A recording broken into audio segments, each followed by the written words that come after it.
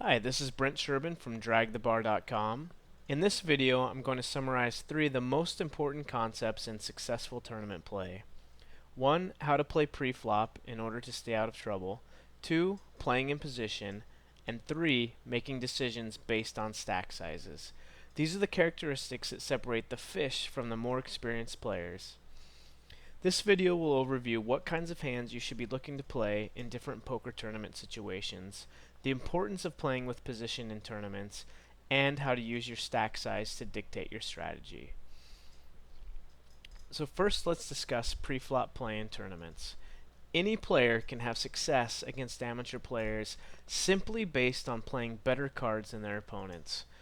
So first of all, play solid cards pre-flop. This is usually the biggest and easiest leak to fix for an inexperienced player, and there's less incentive to open yourself up to risk early in a tournament when the blinds are so small and most of the field still remains. Second, avoid trouble hands early. It's important to stay out of sticky situations where you can needlessly lose a lot of chips early in a tournament. Hands like King Jack, Queen 10, Ace 10 are considered trouble hands, because they are most often dominated by the premium hands that most other people will be raising and playing, and they should be avoided early in tournaments. So a basic guide to tight pre-flop ranges. In early position, play premium hands, the top half of pocket pairs, ace king, ace queen. In middle position, add in the medium pocket pairs, as well as ace jack and king queen. In late position, add in the rest of the small pocket pairs, ace 10 suited, king jack suited, queen jack suited, jack 10 suited. And if you're first in, most of the time you should be coming in for a raise of 2.5 to 4 times the big blind. And if there's a raise in front of you, you'll need to tighten up your standards and only re-raise the best of your premium hands.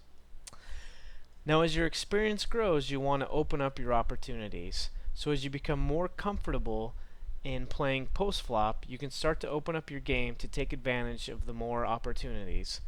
You can do this by playing all pocket pairs and opening with more suited connectors, especially in position. Now how do you adjust your strategy based on your stack size?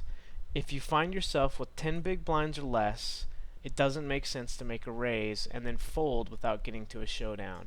So if you have less than or equal to 10 big blinds, you should move all in pre-flop if you come into the pot. Next, I'd like to discuss playing in position. Position allows you to act last in every round of betting, and therefore have more information before acting and the ability to control the size of the pot. Here are some factors to help you stay in control. First, follow the guidelines above for playing starting hands pre-flop in early position. Getting into tough decisions pre-flop all begins with playing weaker hands in early position. Secondly, it's okay to play pairs in the early positions, but avoid the speculative hands like straight and flush makers until late position. If you're going to make continuation bets and bluffs, they're much more effective and less risky if you execute them with position. And avoid check raising and making big bets with mediocre hands when you're out of position. Try to keep the pot small by making smaller bets or check calling. If you have only a pot size bet left or less after your opponent makes a post-flop bet and you think you have the best hand, then it's often a good idea to check raise all in, because you'll be able to put the last decision onto your opponent. So let's discuss how stack sizes affect decisions. Generally in tournaments, if you have more than 30 big blinds, you have a competitive stack. It's a big competitive advantage to maintain a healthy stack relative to the other players, because it allows you to use all the plays in your arsenal and put more pressure on the smaller stacks, whom are risking their survival every time they enter a pot against a larger stack. So how does the stack size affect a player's strategy? If you have that competitive chip stack, which is greater than 30 big blinds, this is a comfortable stack, so play your normal strategy. If you're starting to get to that 20 to 30 big blind level, this is a short stack. You do not have enough chips to call raises with speculative hands, and you cannot wait for only top premium hands or you'll soon blind down to a very short stack.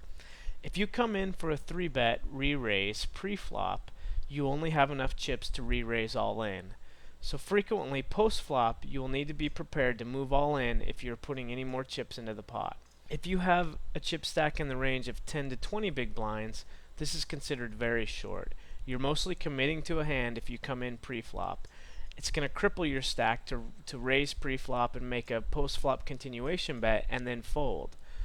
Also, this is the last opportunity to re-raise all in against another pre-flop raiser and have any fold equity, or have enough chips to make them consider folding any hand at all.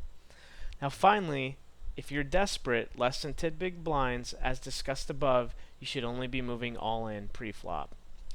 So a final note, pay attention to your opponent's stack sizes. The stack size of your opponent definitely does matter. Big stacks should be attacking medium stacks. Medium stacks should be attacking the small stacks, and small stacks should be looking to double up against big stacks.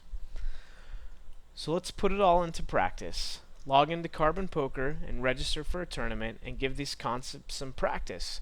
Try using a solid pre-flop strategy and see if that helps you stay out of the trouble situations and get into the crucial late rounds. Use the pre-flop shoving standards as your stack starts to get shorter to stay out of the danger zone, and consciously apply the fundamentals of position and see how the game becomes easier when you're forcing your opponent to make the tough decisions and you're controlling the pots. And finally, pay attention to stack sizes in every hand before you make a decision.